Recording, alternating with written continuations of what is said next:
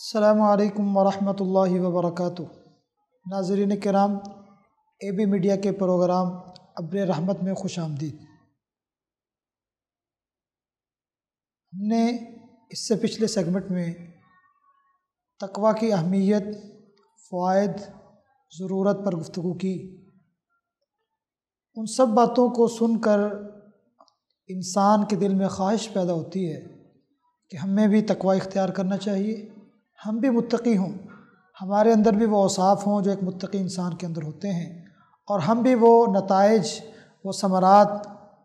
وہ نتیجہ حاصل کر لیں جو ایک متقی انسان کو ملنے والا ہے۔ تو ہم اپنے پروگرام کو آگے بڑھاتے ہیں اور اپنے مہمان سے سوال کرتے ہیں کہ جب یہ فوائد، یہ اس کے ثمرات ہیں، تو پھر ایک انسان تقویٰ کو کیسے حاصل کر سکتا ہے؟ جی السلام علیکم ورحمۃ اللہ وبرکاتہ۔ جی ماشاءاللہ، آپ نے بہت اچھا سوال کیا۔ جیسے کہ پچھلے پروگرام کے اندر ہم نے رمضان المبارک کے حوالے سے اور تقویٰ اختیار کرنے کے حوالے سے گفتگو کی کہ رمضان المبارک کا مہینہ تقویٰ کو اختیار کرنے کے لیے ایک ٹریننگ کا کام دیتی ہے کہ اللہ کم الحاکمین نے مسلمانوں کے لیے ایک سال کے اندر 30 دن تقویٰ کو اختیار کرنے کی ٹریننگ کے لیے یہ مہینہ رکھا ہے، اور اس مہینے کے ذریعے سے اور روزہ رکھنے کی وجہ سے ہمارے دل کے اندر تقویٰ اختیار کرنے کا احساس پیدا کیا جاتا ہے۔ اب آپ کا یہ سوال ہے کہ تقویٰ کس طرح حاصل کیا جا سکتا ہے؟ جی تقویٰ کو اختیار کرنے کے لیے سب سے پہلے تو ضروری ہے انسان کو اپنے رب کی معرفت حاصل ہو جائے، کیونکہ وہی انسان نیکی کا کام کرنے کی کوشش کرتا ہے، اور وہی مسلمان جو ہے وہ برائی سے رکنے کی کوشش کرتا ہے جس کو اللہ کم الحاکمین کی معرفت حاصل ہوتی ہے۔ اور اللہ کم الحاکمین نے قرآن مجید کے اندر بھی اس بات کو بیان کیا ہے، انما یخشی اللہ من عبادہ العلماء، کہ بے شک اللہ کم الحاکمین سے صرف علم رکھنے والے ہی ڈرتے ہیں۔ تو جو انسان تقویٰ کو اختیار کرنا چاہتا ہے اس کو اللہ احکم الحاکمین کی ذات و برکت کی معرفت کو حاصل کرنا چاہیے، اور اس کو معلوم ہونا چاہیے کہ اللہ پاک کی ذات کیسی ہے، اور کون کون سی چیزیں ایسی ہیں جو اللہ احکم الحاکمین کو راضی کرنے والی ہیں، اور کون سے کام اور کون سے اعمال ایسے ہیں جو اللہ تعالیٰ کو ناراض کرنے والے ہیں۔ وہی انسان تقویٰ کو اختیار کر سکتا ہے جن کو ان باتوں کا علم ہو کہ میں کس طرح اللہ تعالیٰ کو کون سے اعمال کے ذریعے سے اللہ کو راضی کر سکتا ہوں، اور کون سے ایسے اعمال مجھ سے سرزد ہو جاتے ہیں جو اللہ تعالیٰ کی ناراضگی کا باعث بنتے ہیں۔ تو ایسے میں ہر مسلمان کو چاہیے، ہم یہ تو نہیں کہتے کہ ہر مسلمان باقاعدہ کسی مدرسے کے اندر جا کر مکمل قرآن مجید کی یا مکمل دین اسلام کی بالکل اس کی جو گہرائی کے اندر جا کر اس کی تعلیم حاصل کرے، لیکن ایک مسلمان کا ایک بنیادی فرض بنتا ہے کہ کم از کم اس کو اسلام کے اندر جو چیزیں حلال ہیں اور جو حرام ہیں ان کا علم ہونا چاہیے، تاکہ وہ حلال کو اختیار کرے اور حرام کو ترک کر کے اللہ احکم الحاکمین کا تقویٰ اختیار کر سکے۔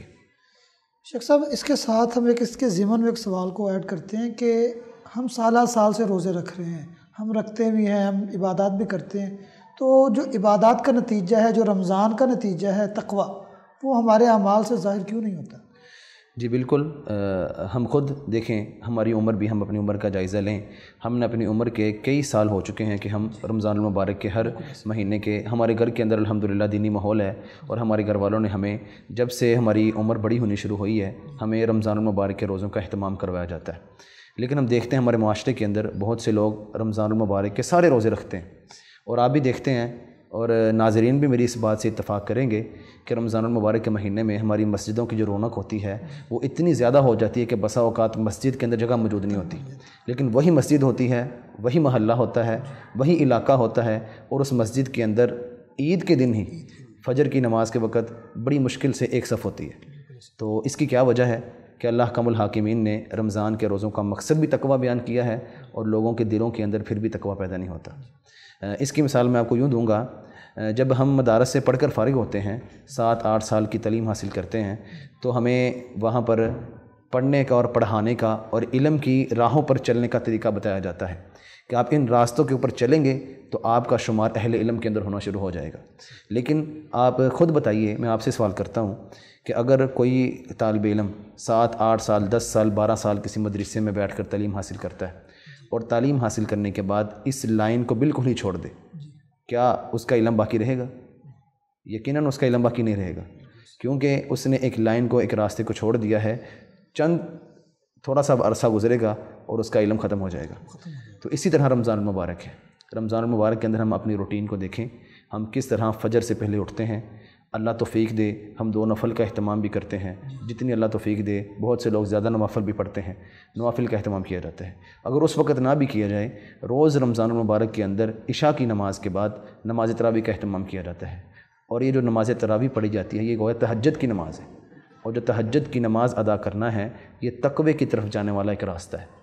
اسی طرح صبح کے وقت ہم اٹھتے ہیں, ہم فجر کی نماز باجماعت ادا کرتے ہیں, سحری کے وقت ہم کھانا کھاتے ہیں, اللہ کی تعریفات کرتے ہیں, اور پھر ہم روزہ رکھ لینے کے بعد مغرب کی اذان تک, جب تک سورج غروب نہیں ہو جاتا, ہم بہت سے ایسے کاموں سے بھی رک جاتے ہیں جو کام عام حالات کے اندر, عام مہینوں کے اندر ہمارے لیے حلال ہوتے ہیں. تو گویا کہ اس مہینے کے اندر ہماری ٹریننگ کروائی جا رہی ہے کہ آپ نے اللہ کے حرام کردہ کاموں کے قریب ہی نہیں جانا.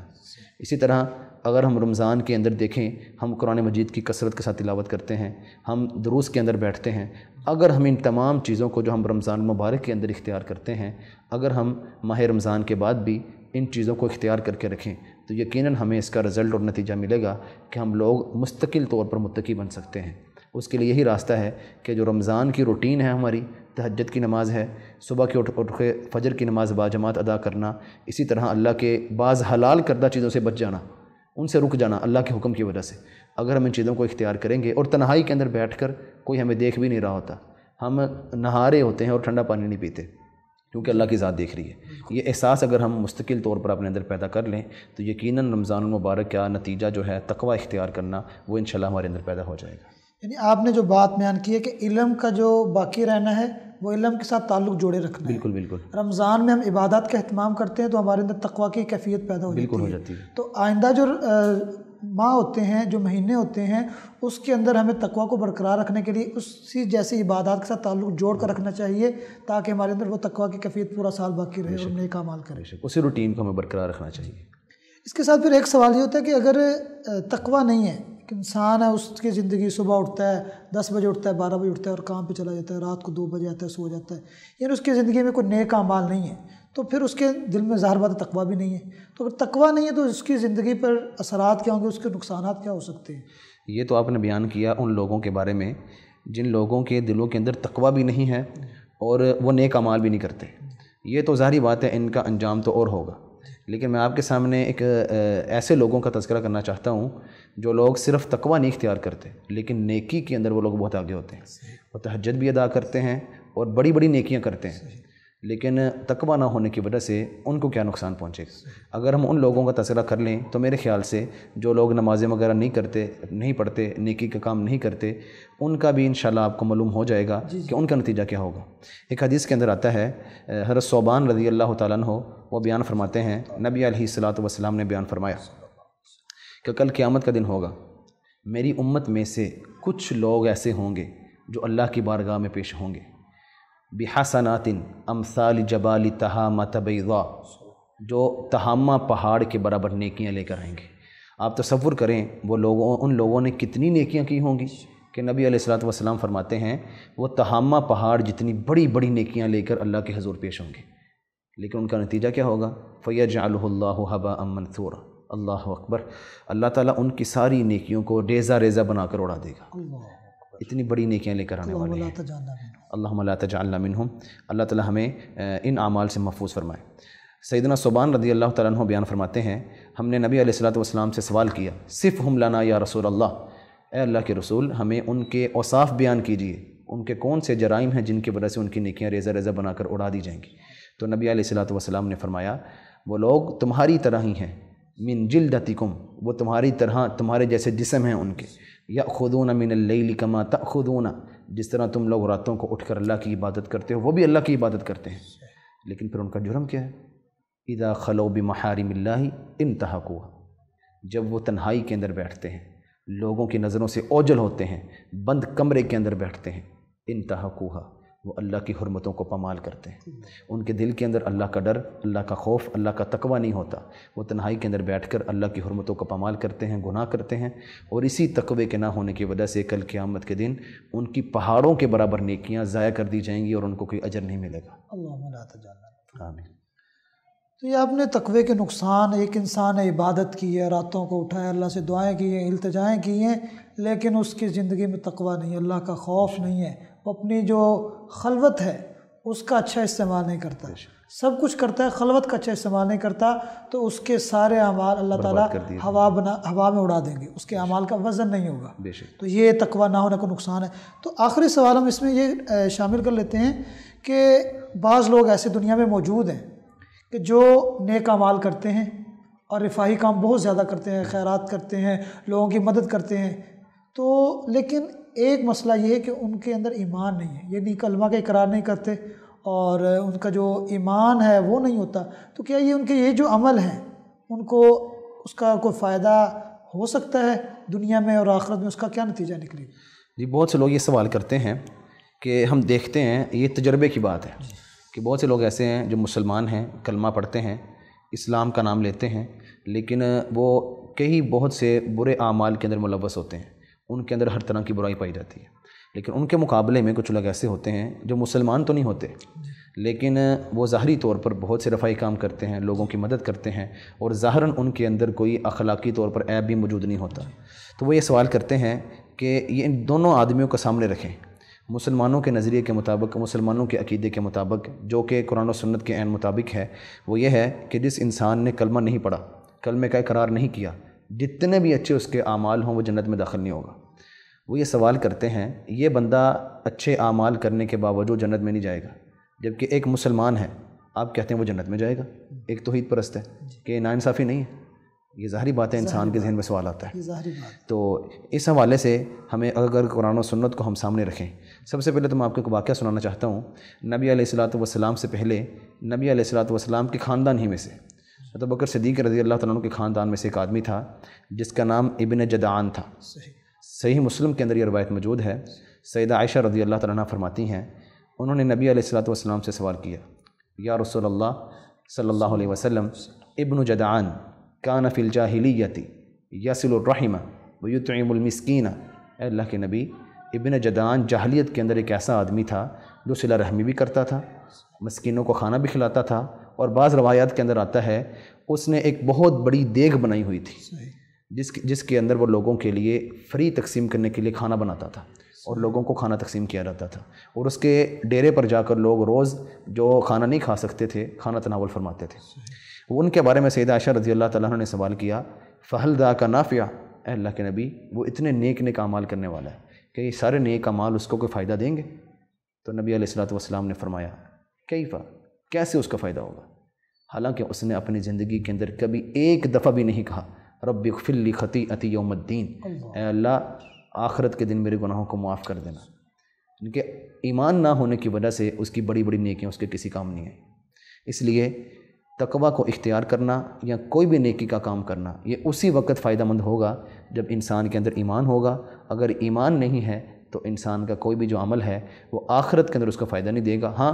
دنیا کے اندر اللہ تعالیٰ اس کو ظاہری طور پر فوائد پہنچا سکتے ہیں، اس کو اللہ تعالیٰ مزید نعمتیں اور آسائشیں دے سکتے ہیں، لیکن آخرت کے اندر اس کا کوئی فائدہ حاصل نہیں ہوگا۔ جزاک اللہ شیخ، آپ نے بہت اچھی ہماری رہنمائی کی ہے کہ تقویٰ ہر انسان کے لیے ضروری ہے، اور تقویٰ سے پہلے ایمان بہت ضروری ہے۔ جی بے شک، یہ آپ نے جو آخر میں بات کی ہے کہ ایمان بہت ضروری ہے، وگرنہ انسان کے بہت سارے اعمال جو رفاہی ہیں، خیر خواہی کے کام ہیں، وہ انسان کو کام نہیں آئیں گے، کوئی کام نہیں ہے۔ تو ہمارے ناظرین کو یہ کہتے چلیں کہ اب ہم نے سنا کہ تقویٰ کتنا ضروری ہے، تقویٰ والے انسان کی کیا